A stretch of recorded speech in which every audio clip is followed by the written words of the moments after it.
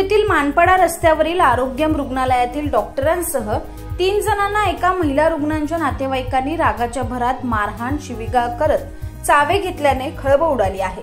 रुग्णालयातील चावे घेतलेल्या जखमींवर पालिकेच्या शास्त्रीनगर रुग्णालयात वैद्यकीय तपासणी आणि उपचार करून या अहवालाप्रमाणे मानपाडा पोलिसांनी महिला रुग्णाचा पती आणि तिच्या सासू विरुद्ध शनिवारी गुन्हा दाखल केला।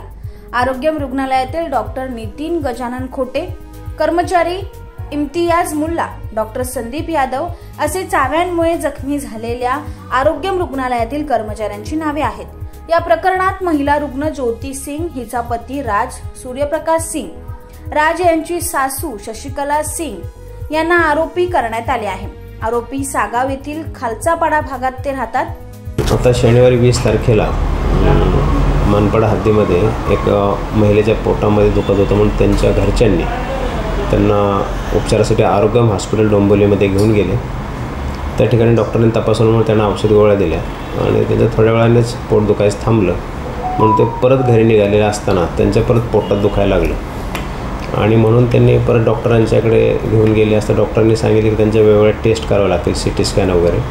परंतु सदर महिलेच्या पतीला वाटलं की डॉक्टर काहीतरी जास्त सांगत आहेत, एवढी गरज नाही, म्हणून ते त्यांच्याशी वाद घालू लागले। त्याचं रूपांतर भांडणात झालं।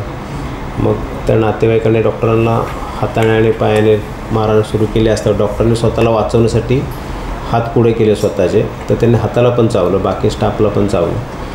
मग त्याच्यामुळे मग त्या पोलीस स्टेशनला आम्ही त्यांच्यावर गुन्हा दाखल केला आणि भारतीय दंड संहिता अन्वयेच परत डॉक्टरांचा जो संरक्षणाचा कायदा आहे त्याप्रमाणे पण गुन्हा दाखल केला।